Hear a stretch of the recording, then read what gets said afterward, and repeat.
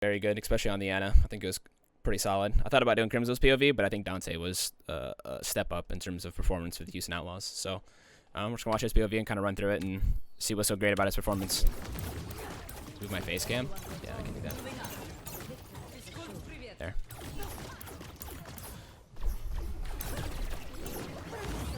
Yeah, I think Danteh played really well this series, especially when he played Sombra. I was gonna watch his what map is that? Havana. But it was like half May, half Sombra, so I decided to stick to a map where he played one hero the entire time. Sparkle's Tracer was actually not bad. No, I thought Sparkle's Tracer was actually better than I thought it'd be. He seemed at least serviceable on the Tracer. The alerts are also super big. Hold on. Okay. Okay, just starts out by getting simple spam. I think both Echoes play on the ground here, just because the angles are a lot better. Like if you wanted to play higher up in the air, you'd have to commit super hard by coming over the top to do damage. So I think that's why you see both Echoes here playing on the ground instead of up in the air. Just a lot easier to get the poke damage in. You're relatively safe down here as well.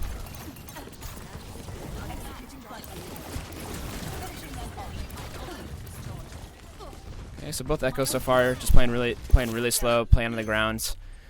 Doha's been playing super scared, like on their supports, where I think Dante's been a little more aggressive and taking more angles, which I think is a lot better from him. You see, you kind of just see the way he uses his fly, right? He kind of just uses his fly to come here, and then once he's pressured out, he'll fly right back and go right back to his team, and then go back. He's just constantly pressuring from multiple angles, and it makes it really hard for Dallas to even like exist. Let me go back there.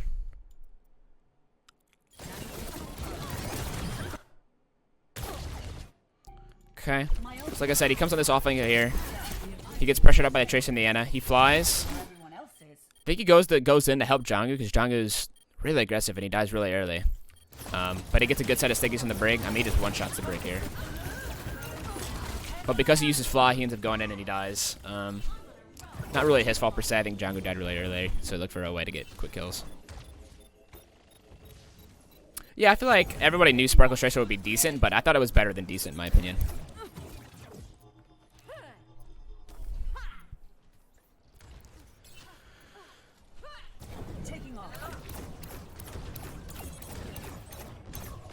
Okay, again, so he opts to play.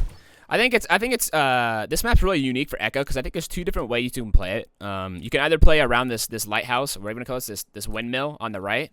You can play around this as a high LOS, or you can opt to play on the left side and play around this.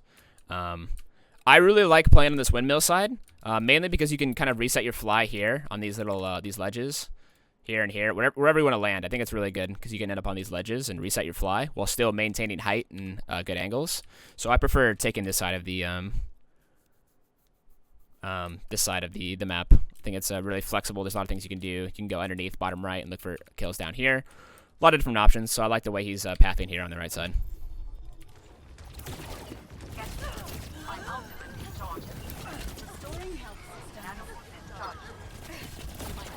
Okay, so Sparkle forces him out. That's tough. Yeah, I think Doha snuck up on him here. I think Doha just had the height advantage. I kind of want to see where Doha was to get out of his LOS. So yeah, while the Tracer was forcing out, while Sparkle was over here forcing him out, like right around here, I think Doha took that time to. I'm at the drawing smart. He took the time to come over here and take that position on the windmill to kind of take the 1v1. So I don't think Danteh Kite knew where Doha was positioned. So now he's worried about just staying alive here. And while he's worried about staying alive, he doesn't even realize that Doha's right above him. And if you are playing an Echo or a Faradul, anything in the sky, and you do not realize that the enemy DPS, the enemy mirror hero, is right above you, you're dead probably 90% of the time. Probably 90% of the time you're going to lose really quickly. Because Doha just gets free stickies and it's just a free kill.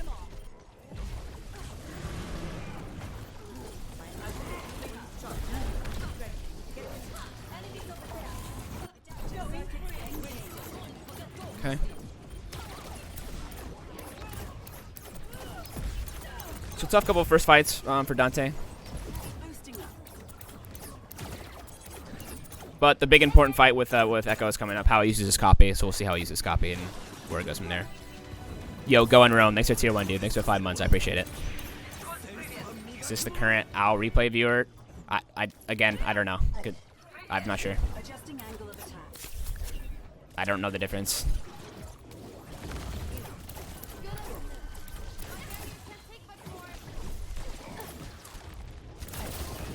Okay, so he goes in. I think, okay, so actually, really, that was really efficient, the way he used all of his cooldowns. So he's looking to early copy here, and so what he opts to do is he gives himself a couple options here, right? So I think his ideal target here, I think his ideal target in this comp is to copy the Zarya. I think it's the highest value. You get the double bubbles, you get a quick grab, you do a lot of damage. It's either of the tanks, but he gives himself 2 options here. So one, he walks into the Winston, so he comes into close range, and he does a bunch of stickies here and does a bunch of damage. But by going this close, while also swinging out wide, it gives him the option of seeing the Zarya and the Monkey, so he gets multiple options of what he wants to do here. So the way he passes here and the way he uses cooldowns, he gets him tons of options. So he does damage to the Monkey, immediately flies up, forces Felos to kind of walk back, and now he can either copy the Monkey here and go in, or he can copy the Zarya and go in, and I think he opts to go for the Zarya here. Gets a quick bubble. Oh, this is just so good. Immediately 40 energy, drops inside the backline. Just insta-gives both the backline. He just looks like a quick grab on the Echo, but the grab's really irrelevant. He's done his job by getting a good copy off.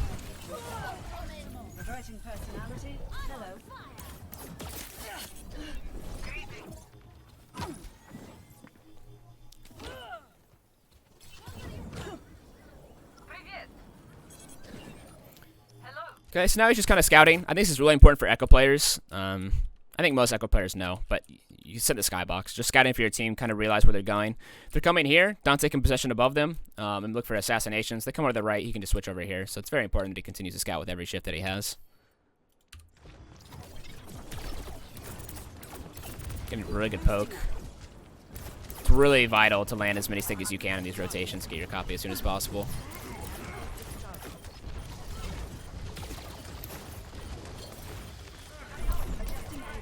Okay, so this time he's learned his lesson so far, and he's heard Doha right above him. He heard him this time. He heard the cooldown of the shift, so now he's aware that Doha's got the hide advantage over him. And now he's the one with the information advantage and positioning advantage, and he goes on the hunt, and he just dominates. Ooh, doesn't dominate? He should be able to confirm the kill. Yeah, nice.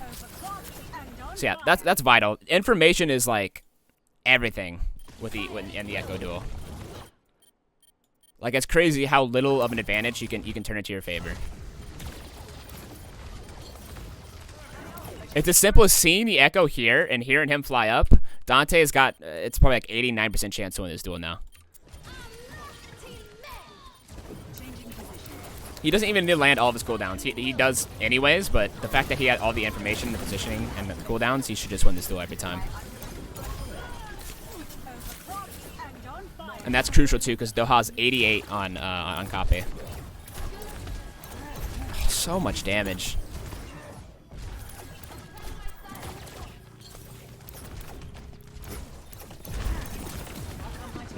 Like, you just see how free Danteh is without the Echo on the map, right? That's why it's just imperative you win the duel. If you, anytime you can, I mean, just look at this from the point POV here. He is just walking around the point. I mean, he's just right above the enemy team. There's nothing that Dallas can do. There's nobody to take him down. He's gotten Fearless to 1 HP. He's beaming the backline and the Tracer. Just so much pressure. It's so imperative that you win the duels. I mean, look at him. Jesus. Ooh, really good. Ooh, nasty. I mean, getting the kill on the Monkey and then getting out by itself is good, right? Like, that within its own is so good. But the fact he's able to drop down, confirm the kill on the Winston, look for a way out, Sparkle jumps on him and reads the situation. He just hits him with a left click, and every single, I mean, what, he maybe missed like 1 or 2 stickies? That's insane. That's so good. And he gets out with 8 HP. Confirms 2 kills. Nasty.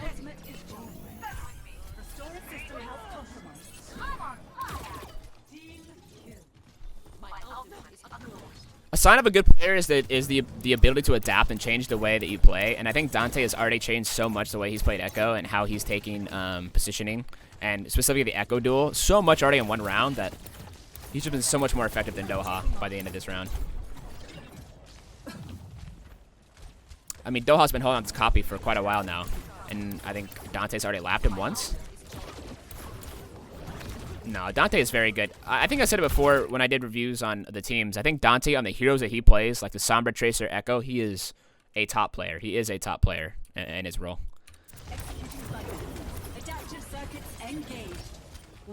Okay, so like another good thing about Echo players and good Echo players is their ability to just read the situation. Like, it's so underrated, but you sit in the skybox and you can see so much. Okay, he sees the copied Winston in the backline. He sees the Winston walking up. He sees where the backline is. He has so much information, and he's able to process all this information and make the right decision almost every single time because he's a smart player. You realize he doesn't need to do anything. He's just sitting around biding his time, waiting, letting them use all their ults. He's got the Winston in the half. I mean, look at this. It's not like he's doing all the damage, but it's so underrated, but it seems so simple. But just doing stuff like this and landing every single sticky and being patient, it's just so much pressure. So much pressure. Fearless is already half HP. He still has copy. And it's so good, man. You see how much he's rewarded by being patient? You see how much he was rewarded there by being patient. Unreal. This is unreal. If he had rushed earlier, if we go back when he was over here, and if he had rushed to copy a Winston and go earlier, this opportunity wouldn't present itself, period. He would not have had this opportunity. But here, he sees the grab goes off, immediately copies Zarya. Immediately copies Zarya and gets a double bubble off. His whole team lives because of that. Odds are, if he doesn't get these bubbles off, they'd probably die in the grab. Yeah, a lot of players, a lot of pros probably would have copied a Winston there in that scenario. But instead, he was patient. He realized he didn't need to do anything, and he read the scenario, and he got that copy. That was so good. This was a really good round from Danteh. It was very rough at the start, but by the end of this, he's hard carrying. Score 1-0.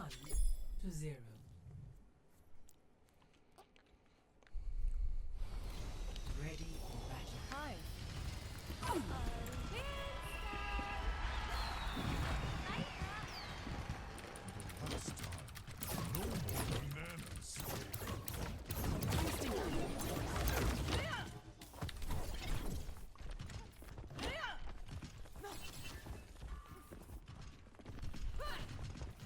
I do worry for Houston, though. If they do want to continue to run these Echo comps, Happy's going to have to play a better Tracer. They're going to have to find someone to play a better Tracer because he wasn't insane by any means.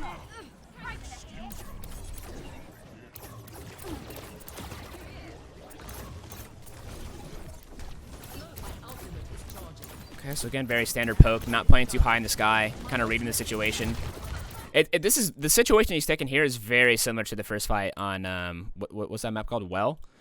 He'll peek here, he'll do damage, he'll walk around, he'll peek here, and he'll kind of fly back and forth. That's kind of like an option of where he wants to do damage. So, again, this is very similar to his first fights on the other map.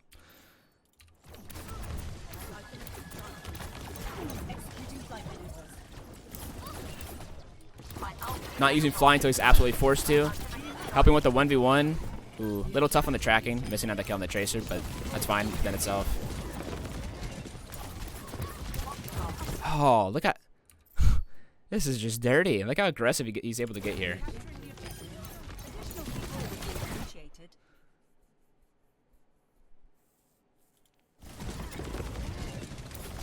So now that, again, like, it's just reading the situation and understanding that once the Echo's gone, you're basically able to do anything that you want. Just anything that you want. I mean, just look at this from, like I said, from literally just descending on the back line.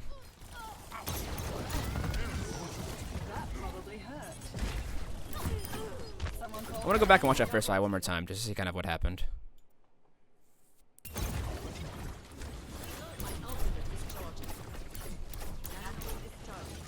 Okay, so the Tracer 1v1 duel is happening up here, and I think he's well aware that the duel is happening up here. I'm sure Happy communicated that, and it looks like Happy communicated there was no recall, because if you see, the recall got used right now. He's poking. He's kind of, and every once in a while he'll take a glance over, right? He'll take a glance over. He'll look at the 1v1, see how it's progressing, and then go back to poking. take a look, come back, you know? He's gathering information at all times and using the information to his advantage. And now, he knows no recall, and now that he's flying up, he has a chance to help influence his 1v1 and help his teammate. It's very good.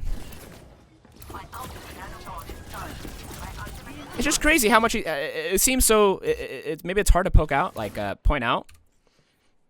But it's so subtle.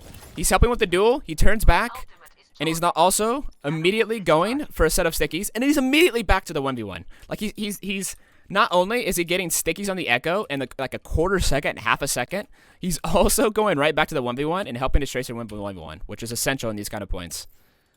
But if I remember, if this goes how I think it does, he puts almost an entire set of stickies on Doha, and I think Doha dies here. Look at this. He gets Doha to half HP, and Doha goes aggressively, and he dies for it. But, so not only is Danteh winning the Tracer 1v1, he's also winning the Echo 1v1 by not even being there. It's crazy. That's insane. That's insane to me. The fact he's able to do two things at once and win both, that's nuts. That's nuts. And now, like I said, because the Echo's dead, he just gets the instant backline, and it's basically just wipe up from there. That's nuts. I'm glad I rewatched that.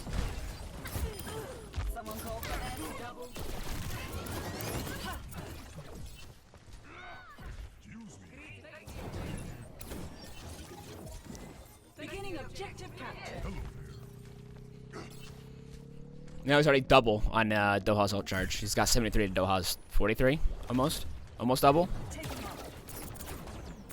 Oh, for Echo players, this is such a good angle to shoot your stickies when the enemy team's walking up. This is almost a guaranteed full set of stickies every time for ult charge.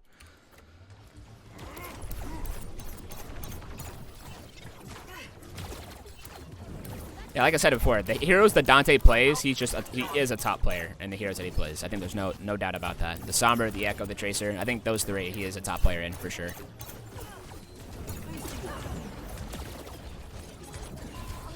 Tons of pressure on Doha.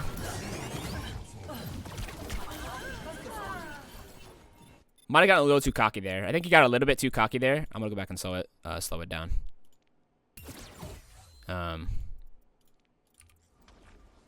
So he's already used his cooldowns.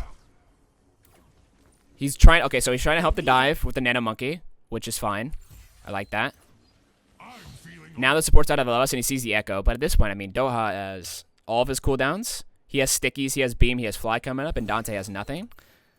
I think Danteh gets a little over-eager here by playing so close and showing that he's there, and then he ends up drifting towards where the Echo is. If anything, he should have drifted back towards where his monkey is, where the pressure's happening, more towards here, or maybe underneath in the mini. But instead, he kind of drifted towards where Doha was, and he's gonna get punished for it for sure. Yeah, he just gets punished by drifting towards Doha's line of sight. Sparkle the better Echo? I don't know yet. I'm not sure. We'll have to see once Dallas has a full roster.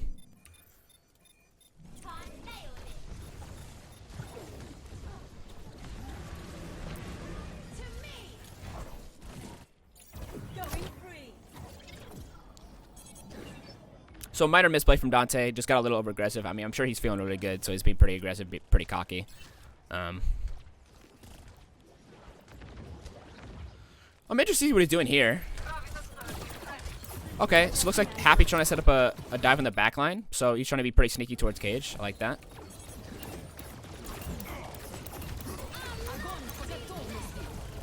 I remember seeing this play live. I don't know if I agree with the rally, the brick copy here.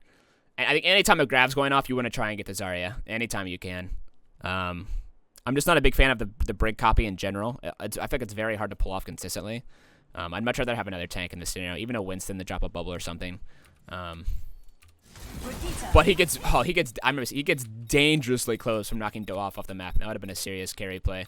But I would have much preferred to see him copy a Zarya here and get the bubbles onto the Grav, like he did on the other map. So at this point, his whole team's dead now. He's just kind of a waste of a copy.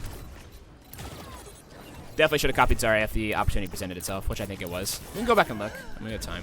I want to see if he had the opportunity to copy the Zarya. I think he definitely did. Slow it down. So, I mean, the Zarya is definitely in line of sight. You see him right in front of him. He's doing a good job getting Fearless to half. He sees the grab going. I feel like he quite literally sees it happening. He's looking at the grab. I guess, like, it's because a line of sight. The line of sight might be an issue. Because obviously Zarya's here. He wants to try and get support as soon as possible. But I think I'd rather be... In this scenario, I'd rather be a little greedier and walk up here to get the line of sight onto the Zarya here.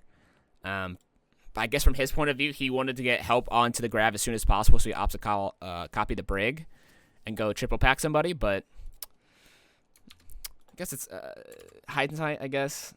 But I think the right play. What is going on here? Would have been to copy the Zarya.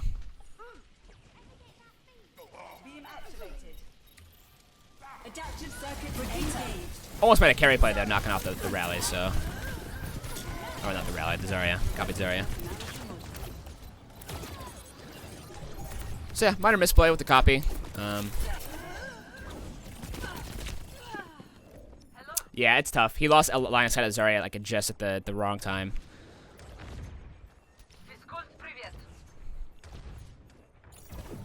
Yeah, he could have mistaken the break for the Zarya as well. Slightly unlucky. Okay, so how does he approach the retake? He gets stickied early. Forces out the Tracer. Again, this is something I've noticed a lot. I don't think a lot of Echoes do this, but I think Danteh as a player, I think he understands the importance of winning the Tracer 1v1. Like, because he's such a good Tracer player. I think he sees the importance of helping the Tracer 1v1. So I think you'll see Danteh kind of leaning more towards helping other, kind of helping the Tracer duel instead of being so selfish and playing for himself and for executes a lot. But I really like that. The ability to bounce and help multiple people at once, the way he plays.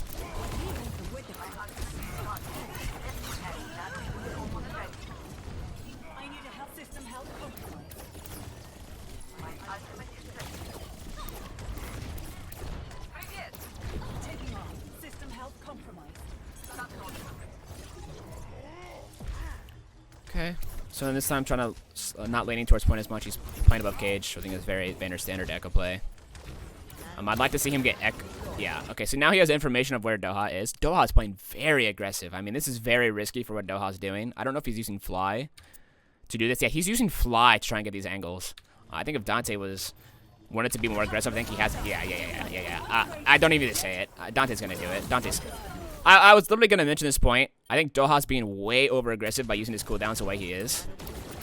Like right here, right? So Doha takes a chance here by sitting right above him. He uses Fly and bombs. And he is way up there. He is really high into the skybox, and he's leaning over onto Houston's side of the map. And Danteh, like, immediately pulls the trigger. He's like, okay, you want to play aggressive and try and get me, and you started cooldowns? Alright, I'll just chase you and kill you with the Nana. Immediate punish, like no hesitation on how he called that.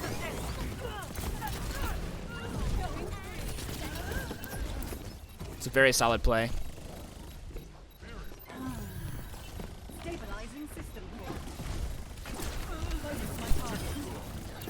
Okay, uses the beam, takes no damage and gets out. Very good.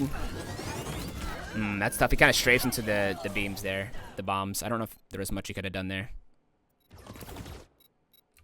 Yeah, I think Doha just kind of throws a couple of chance bombs. It's not much Danteh could have done there. Maybe played a little slower and let Django do the carrying, but I think he wants to confirm point as soon as possible, so I'm not sure that's really his fault too much. Doha isn't respecting Danteh? Yeah, not really, the way Doha's playing. Doha's using cooldowns just to get there, while Danteh will not use cooldowns. He saves all of his cooldowns for the duels, basically. While Doha is using all of his cooldowns just to take the duel.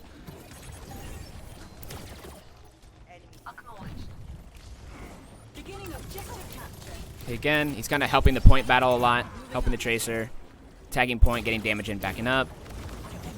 Oh, so good. Danteh just has great vision of the game. Like, I think Danteh just sees the game really well and, like, what you need to do to, like, win these points. Like, he's helping. Like, point pressure is so crucial in Koth. You want them to come to you. You want them to come to point here. You want them to come to point. You want to fight on point. And you want to get advantages. So he's helping force. He's doing damage. Half HP. Half HP to Zarya. Half HP to Brig. He flies up, repositions. See the monkey, pressures monkey. Now he sees Happy. Happy's calling Anna. Now he's on Anna and he's helping, and this is a free kill because Repel's out of position with no help. And now they 1v2 and they get a free kill. He just sees the game really well. Like, he does so much in such a small span of time. I probably would have copied Zarya there. He might have just simply misclicked the. He might have simply just misclicked the Zarya and hit the monkey instead. Hold on. Because again, I think copying Zarya is probably the optimal copy here. This could be a misclick. I think it's a misclick. You can clearly see him aiming right above the Zarya's head. It just seems like a misclick here, because I think he wanted the bubble piggy, which is the right play. Just a mechanical misplay, I guess. Slightly unlucky.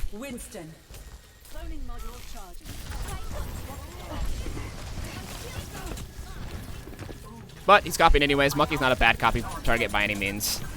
He's chasing Sparkle off the map, basically. Can't do anything. Personality duplication combined. My ultimate is ready.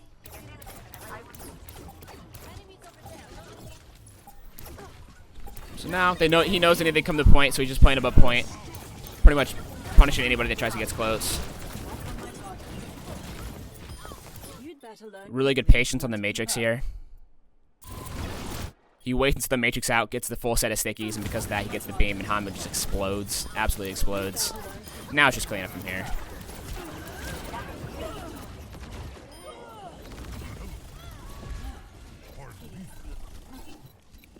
But yeah, very good. I mean, I think Danteh played very well today, especially on this map.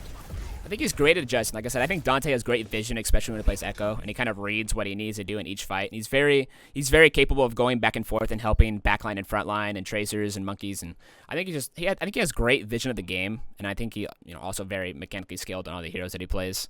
It's just very good decision making, and like I said, again, good mechanical play as well.